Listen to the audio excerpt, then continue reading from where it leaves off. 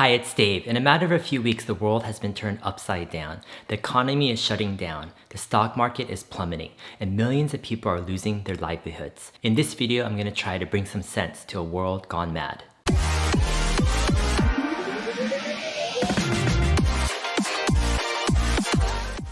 In my last video, I shared a 10-part comprehensive SMART plan to get the economy started again while mitigating the spread of the coronavirus.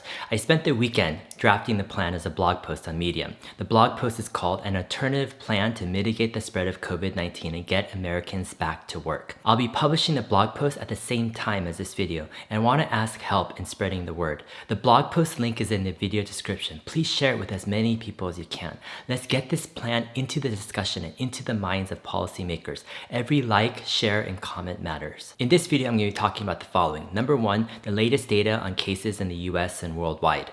Number 2, some reasons to be hopeful. And number 3, how we can get our economy started again. First, let's look at what's going on in the US. The confirmed cases in the US has skyrocketed recently. On March 10th, there were about 1,000 confirmed cases. And on March 16th, there were 4,663 confirmed cases. And as of this morning, March 23rd, we have over 40,000 confirmed cases in the US. In less than 2 weeks, the confirmed cases have gone from 1,000 to over 40,000. I mean, it's truly astonishing. In the US, New York has the highest concentration of confirmed cases with over 20,000, followed by Washington, New Jersey, and California. If we look at the daily new cases in the US, it's going up with almost 10,000 new confirmed cases yesterday. Daily deaths in the US is also going up with over 100 reported yesterday. If we look at the situation worldwide, the top countries with confirmed cases are China, Italy, US, Spain, and Germany. And probably by the end of the week, we're going to see the US surpass China and Italy as the top country with the most confirmed cases. Why is that going to happen, you might ask? Well, 2 reasons. First, the US is ramping testing fast, and this is going to turn up more confirmed cases. Number 2, the US botched early testing so badly that they let this virus run rampant. So there are a lot of cases out there. The US is already at over 100 cases per 1 million population, and I wouldn't be surprised to see this number go up to over 300 in a week or so. That would take the US to over 100,000 confirmed cases. Alright, here's the distribution of cases worldwide. China is now less than 25%, and the rest of the world is over 3/4 and growing. Now, with all this grim data, you might think my outlook is as grim as well. Well, not completely. Let's go to number 2 and look at some reasons to be hopeful. Probably the most positive trend is that testing is ramping fast in the US, and this is a big deal. According to covidtracking.com, the US had about 10,000 tests completed as of March 12th. That was just 10 days ago. Now, as of yesterday, the US has tested over 228,000 people. Now, this is a huge jump. Think about it. Going from just 10,000 tests to 230,000 tests in just a period of 10 days. With this fast ramping of testing, we are finally seeing how far the virus is already spread. And people who have tested positive now can be empowered to self-quarantine and stop transmission. You see, without testing, people don't know if they have the virus or not. And it's tough to self-quarantine if you don't know if you're contagious. So when testing becomes widespread, it uncovers this hidden virus. And in a sense, it shifts the balance of power to the humans, where the infected people can now quickly take the appropriate action. What we want to see is a massive ramping of testing, and that is happening. The quicker the US gets to 1 million people tested, the better. And hopefully that's going to be within 10 days. The number of confirmed cases will go up dramatically. And we're likely going to see over 100,000 confirmed cases, maybe within a week.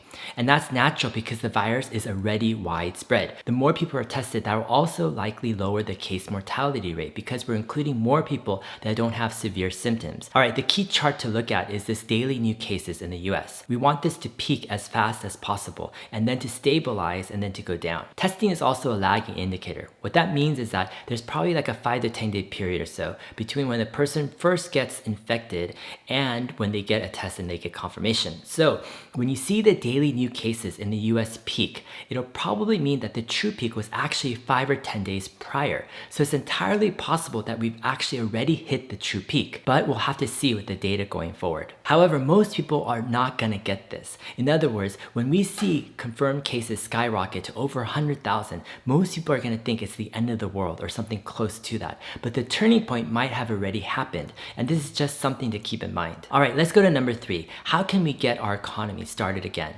Now that we have testing ramping, I think we'll get the coronavirus situation under control. It's just a matter of time. And it's also a matter of our containment approach. The big concern to me right now is how much the government is going to mess things up more or not. And I've learned an important lesson in these recent weeks. When you have a super fast moving crisis, you need fast moving leaders who can catch things early on and not just play a catch up and reaction game. In this situation, the government was just way too slow moving. In normal circumstances, that's okay. But when we're facing a storm of these quick events, being slow moving can be disastrous, and I think that's the biggest risk factor going forward.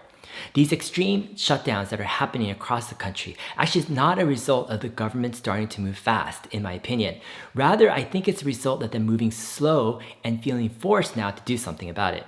If the government is going to move fast, they need to move fast to learn quickly the lessons learned from countries that have been successful in mitigating the spread of the virus. For example, South Korea and other Asian countries have managed to mitigate the spread of the virus without extended shutdowns of their economy. And the goal needs to be for the government to quickly learn the best methods and apply them to our situation. If that doesn't happen and the government only uses, let's say, complete lockdowns, we could see our economy start to fall apart.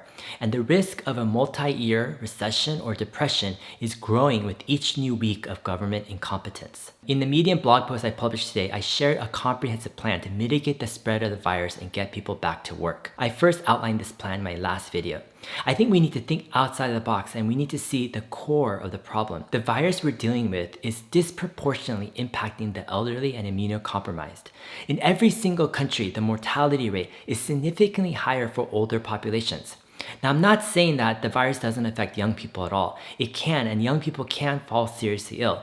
But the fatality rate for young people is far lower than older people. Overall, the death rate is about 0.2% for those under 40. It goes up slightly to about 0.4% for those 40 to 49, and then it goes significantly higher, especially for those over 60 years of age. Now, South Korea is an interesting case to look at. As of March 22nd, yesterday, South Korea has tested over 331,000 people. And out of those people, they have about 8,900 people who have been confirmed with COVID-19. 0.6% of the total population of 51 million or so have been tested for COVID-19. And that makes South Korea as one of the countries with the highest percent of total population tested. Most of the deaths, in fact over 90%, have occurred for those over 60 years of age. In fact, out of the 331,000 people tested and the 8,900 or so positive cases of coronavirus in South Korea, they've only had 2 deaths from people under the age of 50 years old.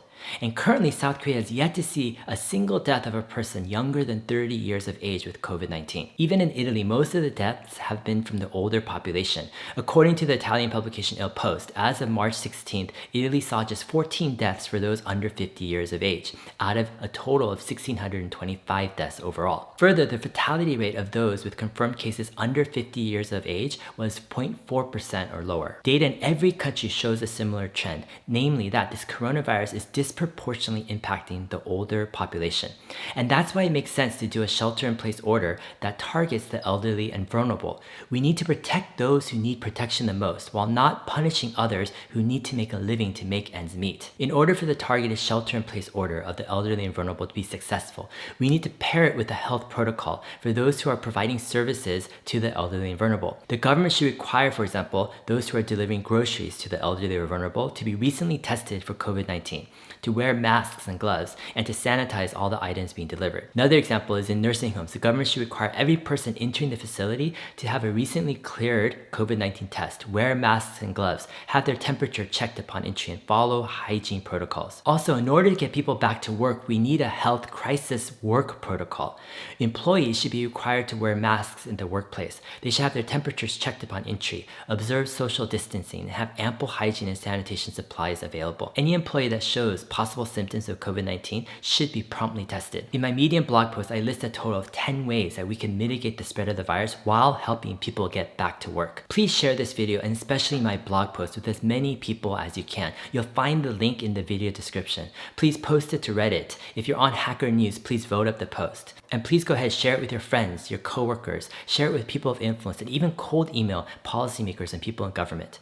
The big question I think going forward is if the government is going to be capable of showing competence and finding a way to allow people to get back to work, yet keeping this virus in check. There's a lot at stake here. Millions of people are needing the government to step up to make smart decisions to get people back to work while mitigating the virus spread. All right, if you haven't subscribed to my channel, I encourage you to do so. We're looking at investment, finance, business, and other topics from different angles. We're trying to look beneath the surface of things, and we're trying to see things clearer and more accurately. Lastly, please like this video and add a comment. I love hearing from all of you guys. Anyways, I want to wish you guys the best, and we'll see you in my next video. Thanks.